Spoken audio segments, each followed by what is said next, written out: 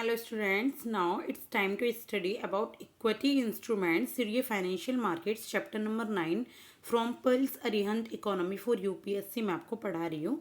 इससे पहले कि मैंने कुछ पार्ट्स इसके बना दिए हैं, आप उनको देख सकते हैं एंड प्लेलिस्ट आप फॉलो कर सकते हैं। तो चलिए पढ़ते हैं इक्विटी इंस्ट्रूमेंट्स के बारे में।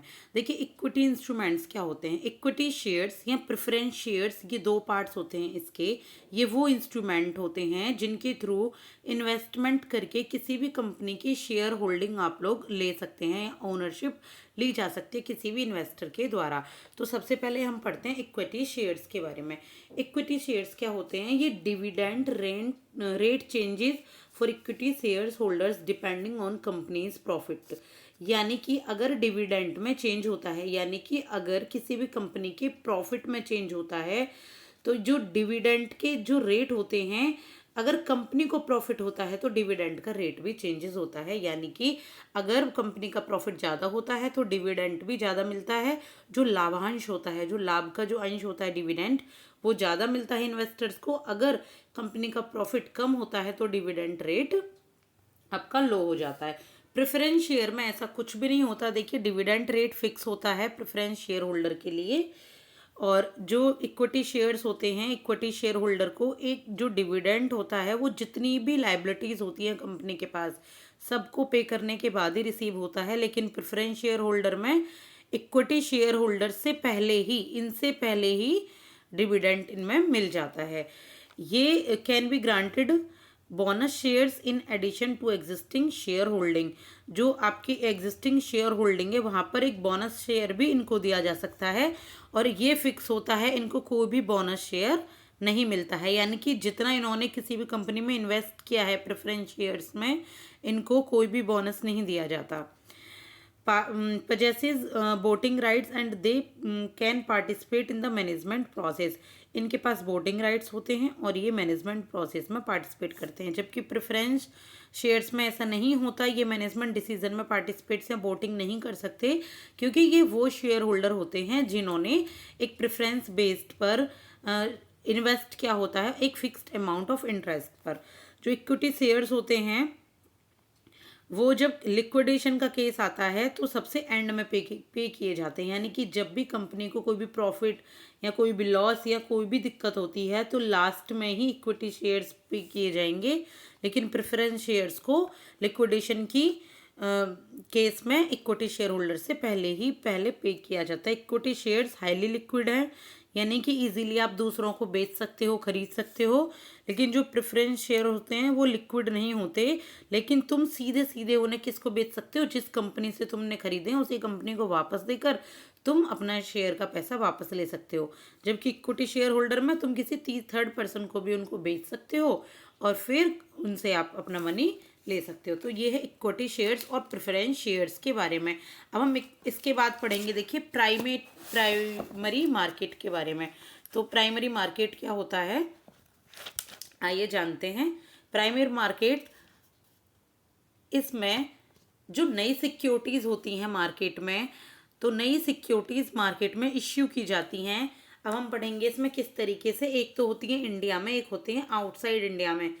तो देखिए प्राइमरी मार्केट के बारे में वैसे मैं आपको बहुत डेफिनेशन, मीनिंग, इसके बारे में सारी इन्फॉर्मेशन बता सकती हूँ, लेकिन उसमें बहुत ज़्यादा टाइम कंज्यूमिंग है। तो मैं एक्सपेक्ट करती हूँ कि आपको थोड़ी पहले से इकोनॉमिक्स की नॉलेज हो इस बुक के हिसाब से, क्योंकि इसमें फैक्ट टू फैक्ट इन्फॉर्मेशन आपको दी गई है यूपीएससी से रिलेवेंट, टाइम ना वेस्ट करते हुए। तो चलिए, in India public issue, right issue और प्राइवेट प्लेसमेंट, ये 3 टाइप से इश्यू की जाती हैं प्राइवेट में, प्राइमरी मार्केट में नई सिक्योरिटीज़। पब्लिक इश्यू में होती है इनिशियल पब्लिक ऑफरिंग आईपीओ और follow on public offering FPO. Outside India में होता है एडीआर और जीडीआर, अमेरिकन डिपोजिटरी रिसिप्ट और ग्लोबल डिपोजिटरी रिसिप्ट। चलो जानते हैं इनिशियल पब्लिक ऑफरिंग क्या होती है। इनिशियल पब्लिक ऑफरिंग आईपीओ का मतलब होता है जब फर्स्ट टाइम कोई भी न्यू सिक्योरिटीज़ मार्केट में उतारी जाती हैं। ये अनलिस्टेड इंडियन कंपनीज होती हैं, यानी कि लिस्टेड नहीं होती शेयर मार्केट में। पब्लिक के लिए जब भी कोई नई सिक्योरिटीज़ मार्केट में उतारी जाती हैं, कोई भी नई शेयर्स मार्केट में उतारे जाते हैं, that is called IPO. Initial public यानी कि फर्स्ट टाइम, ये एक ऐसी प्रोसेस होती है जिसमें जो प्राइवेटली हेल्ड कंपनी है, यानी कि जो प्राइवेट कंपनीज हैं या कोई भी गवर्नमेंट कंपनीज हैं, वो पब्लिक को फर्स्ट टाइम फंड रेज करती हैं पब्लिक से अपने शेयर्स को ऑफर करके। तो इसमें कंपनी जो होती हैं stock exchange following the IPO, company is listed on the stock exchange. Company किस में लिस्टेड होती हैं? स्टॉक एक्सचेंज में।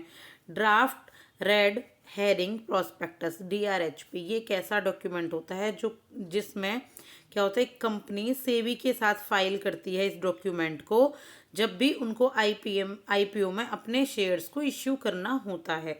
तो ये क्या है? एक डॉक्यूमेंट है या एक प्रिलिमिनरी रजिस्ट्रेशन डॉक्यूमेंट है जिसके थ्रू ये आईपीओ में मार्केट में आ सकते हैं। इसके बाद देखिए क्या होता है, फॉलो ऑन पब्लिक ऑफरिंग, यानी कि एफपीओ। एफपीओ क्या होता है? एफपीओ नई सिक्योरिटीज होती हैं, लेकिन साथ में ये सेकंड टाइम या थर्ड टाइम या फोर्थ टाइम या किसी भी टाइम, यानी कि जो नई सिक्योरिटीज के साथ साथ पुरानी सिक्योरिटीज भी जो लिस्टेड इंडियन कंपनी होती हैं पब्लिक के लिए मार्केट में लाई जाती हैं, इश्यू की जाती हैं। कोई भी लिस्टेड कंपनी अपनी शेयर कैपिटल को रेज कर सकती है अपने ग्रोथ और एक्सपेंशन के लिए, बिजनेस के लिए मार्केट में नई सिक्योरिटीज़ को उतार के और अपनी इक्विटी को कम करके, डिल्यूशन करके for both retail and institutional investors. तो कोई भी इंडिविजुअल है जो इन्वेस्ट करता है अप टू रेट 2 लाख, कितना? अप टू रेट 2 लाख, उसको रिटेल इन्वेस्टर कहा जाता है। और जो क्वालिफाइड इंस्टीट्यूशनल बायर हैं वो उस कैटेगरी में आते हैं, उस इन्वेस्टर की कैटेगरी में जिन्होंने पहले एफपीआई और म्यूचुअल फंड्स, कमर्शियल बैंक्स और इंश्योरेंस कंपनीज और पेंशन फंड में पहले इन्वेस्ट किया हुआ है। राइट इश्यू क्या होते हैं? राइट इश्यू होते हैं जो नई सिक्योरिटीज़ होती हैं उनको एग्जिस्टिंग शेयर होल्डर को दिया जाता है लिस्टेड कंपनी की, यानी कि पहले से ही शेयर होल्डर आपके हैं किसी भी कंपनी के और उसको और मनी रेज करनी है तो वो और नई सिक्योरिटीज़ अपने उन्हीं शेयर होल्डर्स के लिए उतारेगा मार्केट में और उनसे वो मनी रेज कर लेगा एक डिस्काउंटेड प्राइस पर।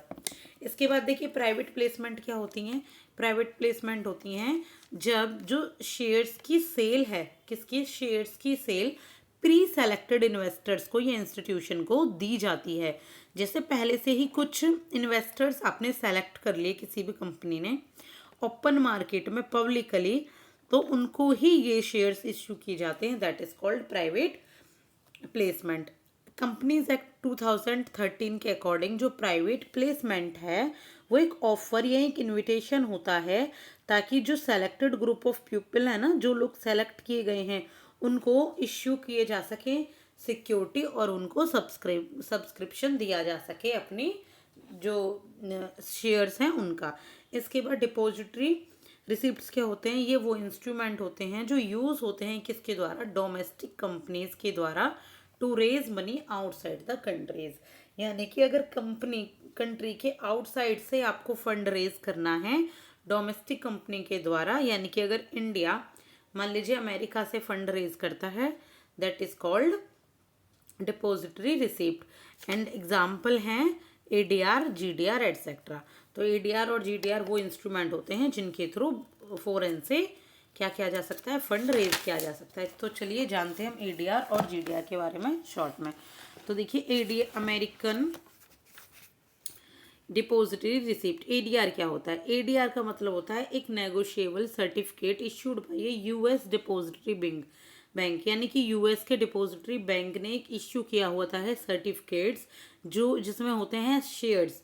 और ADR क्या करता है? US की मार्केट में उन शेयर्स को उतारता है, US स्टॉक मार्केट में उन शेयर्स को क्या करता है? इश्यू करता है। इससे क्या होता है कि US पीपल को इन्वेस्ट करने का मौका मिलता है नॉन US कॉरपोरेशंस में और डिविडेंड मिलता है US and receive dividend in US, और US में उनको डिविडेंड भी मिलता है। जो ADR होते हैं वो गवर्न होते हैं सिक्योरिटीज़ एंड एक्सचेंज कमीशन के द्वारा, SEC के द्वारा।